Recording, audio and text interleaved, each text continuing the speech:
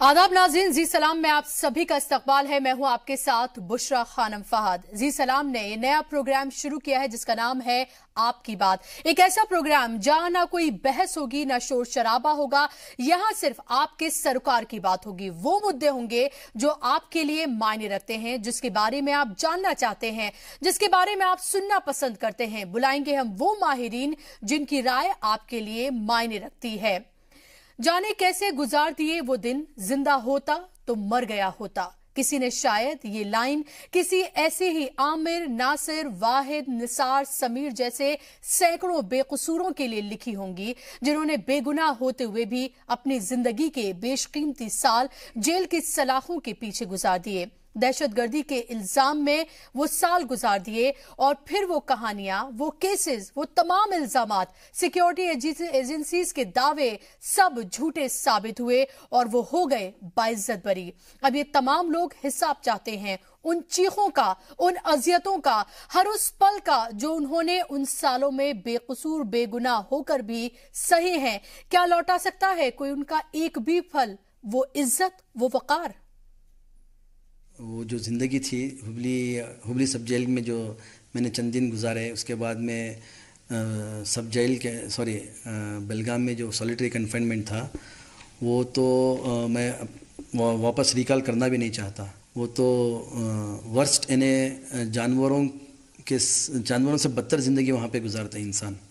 और वहाँ का जो खाना है, वो खुद वहाँ का डॉक्टर, जो जेल में जो डॉक्टर रहता है, वो खुद अपनी ज़बान से कहता है कि ये कुत्ते भी नहीं खाते, यानी जानवरों का खाना भी नहीं है, तुम कैसे खाते हो रहे करके बोल के जो है हमको कई बार जो है इस तरह के बताता है।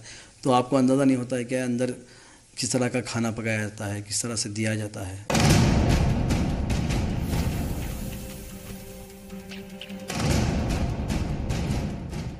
ये समीर हैं जिन्हें दहशतगर्दी के इल्जाम में साल 2008 में बेंगलुरु से उठाया गया था, या यूं कहें कि पुलिस के जरिए किडनैप किया गया था। अचानक एक बार पुलिस ने जो है घर पे छापा मारा। घर पे इस तरह से माहौल बनाया कि हमारे घर के चारों गलियों को जो है ब्लॉक कर दिया, लाइट्स पूरे ऑफ कर दिया, इलेक्ट्रिसिटी लाइट ऑफ कर दिया, और चारों तरफ मोहल्ले के तकरीबन एक पौ किलोमीटर तक जो है ना, सब लोगों को ब्लॉक कैच भी कर दिया ताकि कोई अंदर आए ना और यहाँ से कोई बाहर जाए ना। इन्हें इतना सेंसेशनल बनाया उसको, इतना मतलब डरावना, इतना बहुत बड़ा, जिस तरह से जो टेररिस्टों को, बहुत बड़ा टेररिस्टों को जिस तरह से पेश करते हैं, इस तरह से जो है ना सिर्फ हमारी बिल्डिंग को हाईलाइट करके उसको बना दिया गया। तो लोगों का जो मोहल्ले में, जो हमारे एरिया में जो लोगों के ऊपर जो ये जो असर हुआ है इस तरह का, तो वो बहुत ज़्यादा जो है नेगेटिव असर गुजरा कि लोग समझ रहे थे कि यहाँ से, मेरे घर से बहुत सारे सोफिस्टिकेटेड वेपन्स बरामद हुए हैं, इस तरह से हुए हैं करके बोल के। लेकिन पेपर में आने के बावजूद भी लोगों के अंदर वो कॉन्फिडेंस पैदा नहीं हुआ। हर बेगुनाह की तरह इन्हें भी नहीं पता था कि इनके साथ क्या हो रहा है, क्यों हो रहा है और उन्हें कहां ले जाया जा रहा है। हाजिर होने के 3 महीने के बाद में मुझे पता चला कि मुझे जो है ये कॉन्स्पिरेसी केस में ज़्यादा है, हुबली कॉन्स्पिरेसी केस। उस वक्त तक भी मुझे पता नहीं चला था। 3 महीने के बाद में जब चार्जशीट आई तब मुझे पता चला कि उसमें भी, उस केस में मैं भी इन्वॉल्व हूँ। 3 दिन की कस्टडी में रखने के बाद, बेवजह के टॉर्चर के बाद उनसे वो गुनाह कबूल करने को कहा गया जिसका उन्हें दूर दूर तक इल्म भी नहीं था। मुझे ये कहकर जेसी को लेके गए कि आपको सिर्फ जो है झूठी एक किताबों का, इलीगल कोई किताब है कोई रख के, उस तरह का कोई किताब का केस आपको बनाएंगे, फिर उसके बाद में 1-2-3 महीने के बाद में आपको छोड़ देंगे करके बोल के मुझे जेसी में लेके गए। और जेसी में लेके जाने से पहले भी मुझे तकरीबन आधा पौना घंटा, 1 घंटा शायद बात किए डिपार्टमेंट में ऑफिसर्स के, तुम्हारे पास तो, तुम्हारे ख़िलाफ़ तो कोई सबूत है ही नहीं, तुम ऐसा करो कि तुम इस केस में जितने, जो इसे हम बोलते हैं, इस तरह से आप गवाही दो, फिर आप जो चाहेंगे वो हम मानने के लिए तैयार हैं, आपकी फ़ैमिली के लिए, फिर आपको लॉयर का ख़र्चा वगैरह, बहुत सारे लालच देकर जो मुझे कहा गया कि भाई जो हम कहेंगे इस तरह से आप गवाही दे देना। तो मुझे तो ये मेरे दिल को गवारा नहीं हुआ कि भाई मैं झूठी गवाही कैसे दूँ। और वो चीज़ों के बारे में मैं कैसे बोलूँ जिस चीज़ों के बारे में मैं न जानता हूँ, न देखा हूँ, न सुना हूँ। समीर को 3.5 साल तक पुलिस कस्टडी में रखा गया। 8 साल तक उनका केस चला और फिर सुप्रीम कोर्ट ने उन्हें बाइज्जत बरी कर दिया। तकरीबन 3.5 साल तक जो है हम वहाँ जेल में थे। 1 साल तो हमको हाई सिक्योरिटी जेल में रखा गया बेलगाम के अंदर। बहुत ही स्ट्रिक्ट और बहुत ही हाईली सिक्योरिटी इसमें जो है हम लोगों को रखा गया। सॉलिटरी कन्फाइनमेंट था हमारे लिए और दिन में बड़ी मुश्किल से हमको 1 आध घंटा हमको बाहर छोड़ते थे। केस भी तकरीबन 7 साल 8 साल केस चला और हमारे ख़िलाफ़ बहुत सारे लोगों को गवाह बनाकर लेकर आए, लेकिन अल्लाह का शुक्र है कि अल्लाह ताला ने हमको उस केस में कामयाबी दी। मैं 3.5 साल के बाद में मुझे सुप्रीम कोर्ट से बेल मिली।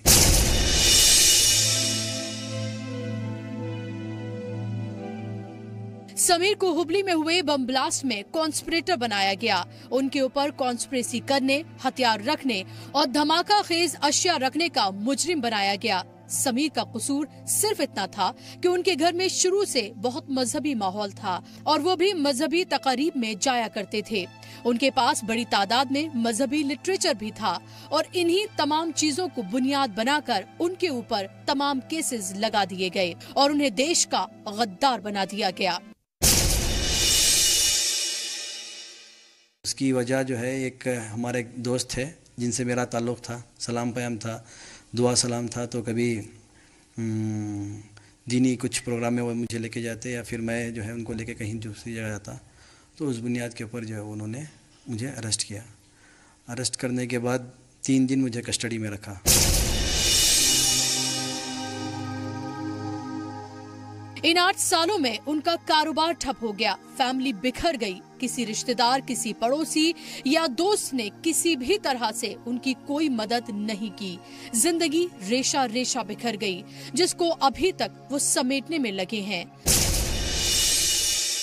दुख से कहना पड़ता है कि जिस मस्जिद में मैंने 15 साल नमाज पढ़ी, वहाँ का कोई भी एक मुख्तदी हो या कोई ज़िम्मेदार हो या कोई हमारा इमाम हो, उन्होंने आके एक वक्त भी अल्लाह ताला ने उनको हिदायत नहीं दी कि मेरी फैमिली को आके बात करें। एक बार भी उन्होंने कभी मेरी दहलीज पर नहीं आए। ये हमारे मस्जिद का मामला है। और पड़ोसियों का मामला तो कई पड़ोसी तो जो है वो बात करना ही छोड़ दिए थे हमसे, क्योंकि हमारा भी जो उस मकान में 15 साल के ऊपर जो है 15 या 18 साल से हम वहाँ पे रहते हैं, तो काफ़ी पहचान थी हमारी उस मोहल्ले में और उस गली में। लेकिन अफसोस के इस केस के बाद में कोई बात करने के लिए हमको तैयार नहीं थे। ऐसे लोगों को अदालतें बाइज्जत बरी कर देती हैं, मिटा देती हैं उनके ऊपर से दहशतगर्द होने का दाग। लेकिन क्या होता है उसके बाद? कैसे एक इल्जाम से हमेशा हमेशा के लिए बदल जाती हैं उनकी जिंदगियां? कैसे तबाह बर्बाद हो जाती है न सिर्फ उनकी बल्कि उनकी पूरी फैमिली की जिंदगी? कैसा एक इल्जाम तबाह कर देता है किसी इंसान का पूरा वजूद? ये वो सवाल हैं जिसके जवाब शायद किसी के पास नहीं। ब्यूरो रिपोर्ट के साथ बुशरा खानम फहद, जी सलाम।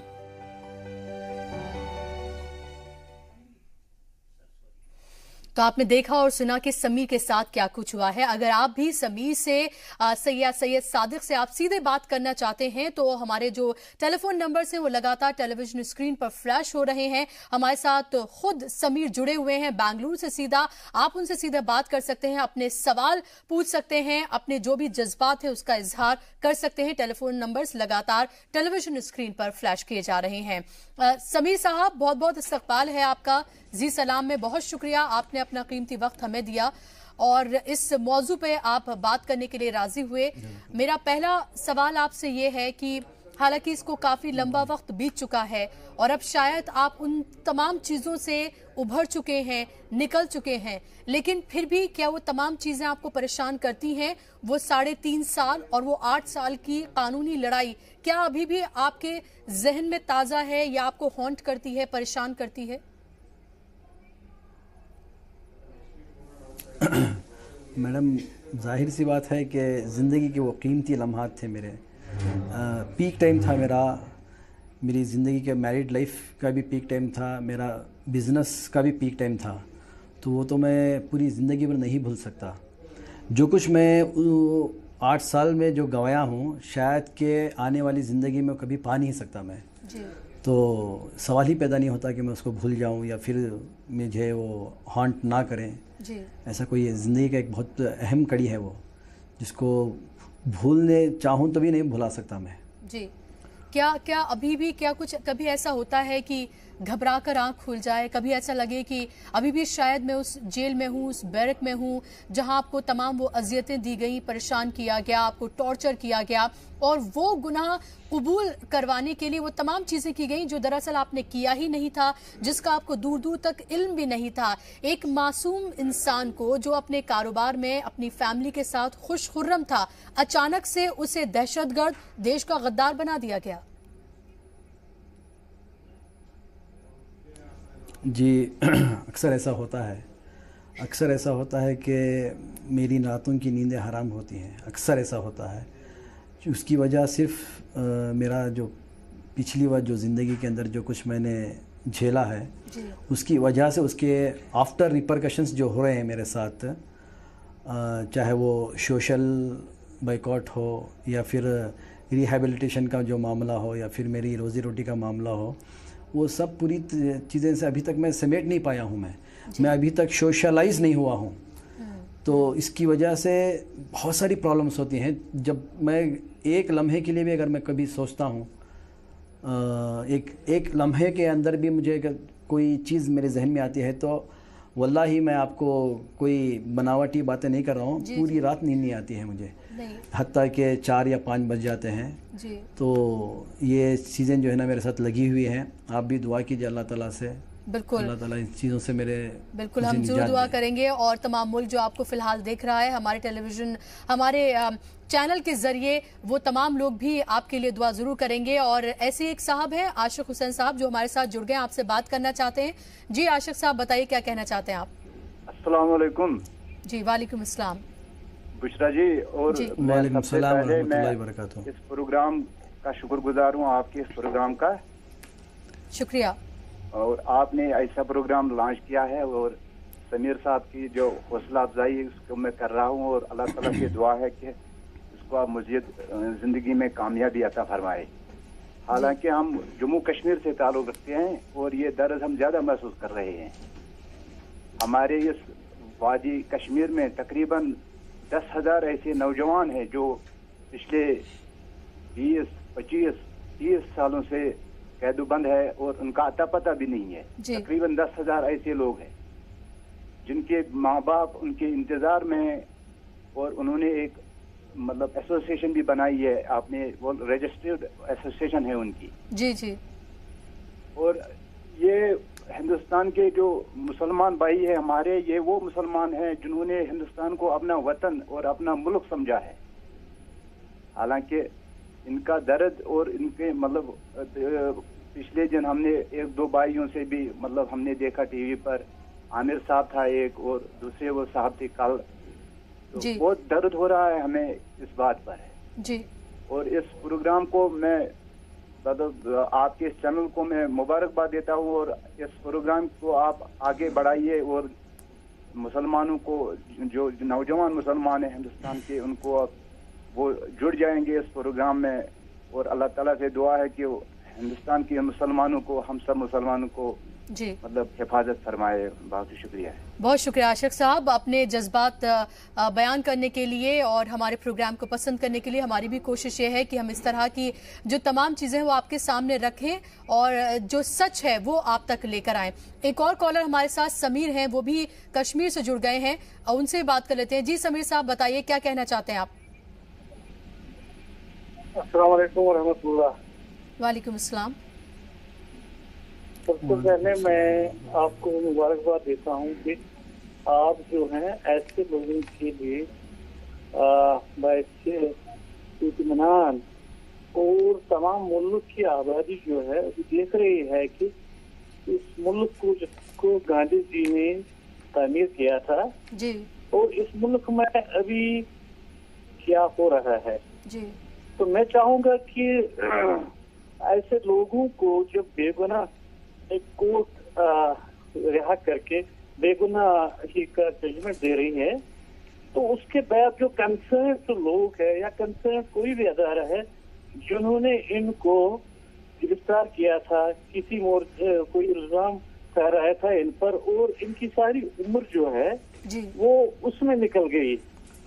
तो मैं चाहूंगा सबसे पहले ऐसे लोगों को एनकरेज करने के लिए एक बहुत बड़ी रकम अदा की जाए मुआवजे के तौर पर। और दूसरा ये चाहूंगा कि जो लोग उसके जिम्मेवार हैं, जिन्होंने ऐसे लोगों की जिंदगी जो है खराब कर दी है, उनको बदले में एक ऐसी खतरनाक सजा दी जाए जिससे एक सबक मिल जाएगा सारे जो हुक्मरान हैं जो या ऐसे जिम्मेदार लोग हैं जो ऐसे लोगों को फर्जी जराइम में जाहिर सी बात है। और हम भी समीर साहब लगातार ये सवाल उठा रहे हैं कि ऐसे लोग बेगुनाह बेकसूर जो है वो बाहर निकल जाते हैं, लेकिन उन अफसरों का क्या जो इस तरह के झूठे केसेस बनाते हैं सिर्फ झूठे तमगे पाने के लिए, और मासूमों के जो है बेशकीमती साल जो है बर्बाद हो जाते हैं।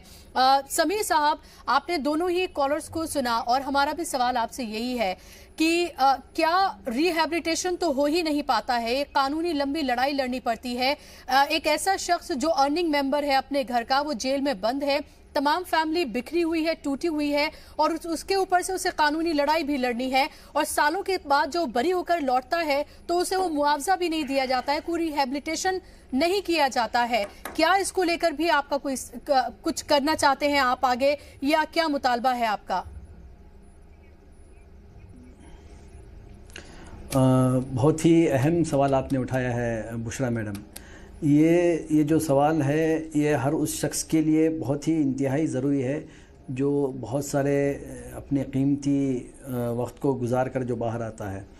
मैं हमारे जो सो कॉल्ड मिली कायदीन जो हैं या सो कॉल्ड उलमाए दीन हैं, देखिए जब मैं बात कर रहा हूँ तो मेजॉरिटी लोगों की बात कर रहा हूँ। अल्लाह के ऐसे कुछ बंदे ख़ास हैं, उलमाए हक़ हैं, और कुछ लीडर्स हैं जो आज भी उम्मत का दर्द लिए हुए मेहनतें कर रहे हैं, लेकिन मैं उन अक्सरियत की बात कर रहा हूँ जो हमारे नाम से रोटियां सेक रहे हैं, जो हमारे नाम पर फातिहा चढ़ाते हैं और बिरयानी खा रहे हैं, और अपने घर हमारे नाम के हमारे घरों के नाम से चंदा उठाते हैं और अपने घरों की तामीर कर रहे हैं।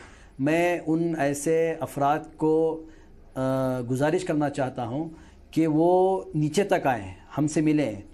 हमको जितनी भी हमदर्दियाँ मिली हैं, जो सो कॉल्ड लीडर्स हों या हमारे उलमाए दीन हों या मुफ्तियान कराम हो या हमारे पॉलिटिकल लीडर्स हों, जितने भी हमको हमदर्दियाँ मिली हैं वो सिर्फ बयानों से मिली हैं, प्रेस कॉन्फ्रेंस से मिली हैं, प्रोग्रामों से मिली हैं। ऐसे कई प्रोग्राम्स में मेरी अहलिया ने शिरकत की जो सिर्फ़ मेरी हमदर्दी के लिए या फिर मेरे केसेस के ताल्लुक़ से रखी गई थी। मैंने जब उनसे आपके आदमी से जब मेरी बात हुई कि इंटरव्यू लेने वाले हैं, तो मैंने अपनी अहलिया से बहुत ही पिन पॉइंटेडली उनसे सवाल किया कि क्या इस तरह की कोई मिली मदद मिली है? तो उन्होंने साफ इनकार किया कि हाँ, कॉन्फ्रेंसेस तो बहुत हुए हैं, प्रोग्राम्स बहुत होते थे, मुझे बुलाया तो था और एहसासात फीलिंग्स को रखने की बातें होती थी। उसके बाद में ना कोई फ़ोन आता, ना तो उनकी तरफ से कोई इमदाद आती। तो ये जो खेल खेला जा रहा है, एक तो हमारी ज़िंदगियाँ खुद जो है एक अजीरन बन के रह गई हैं आने के बाद। उसके ऊपर जो है, जो हमारे जो लोग हैं जिनको हम अपने समझते हैं, देखिए एक तो गैरों ने जो जुल्म किया है वो तो बहुत ही उसका कोई बदल ही नहीं है। बिल्कुल, लेकिन जिनसे आप उम्मीद करते हैं वो भी आपकी अगर उम्मीद पे खरा ना उतरे, लेकिन जो हमारे लोग हैं हाँ, तो ये जो अफसोस का जो मुकाम है, बुशरा मैडम, मैं आपको मैं बहुत ही तकलीफ और दुख से ये कहना चाहता हूँ कि अगर रिहैबिलिट का अगर कुछ इस तरह का मामला होता तो शायद जो आज जो मैं स्ट्रगल कर रहा हूँ, यानी मेरे 42 ईयर्स हो गए हैं, लेकिन आज भी जो है मुझे जो है स्ट्रगल करना पड़ता है मामूली चीज़ों के लिए। मैं अपने बच्चों को अच्छा खिला नहीं सकता, मैं अपने बच्चों को अच्छा पिला नहीं सकता।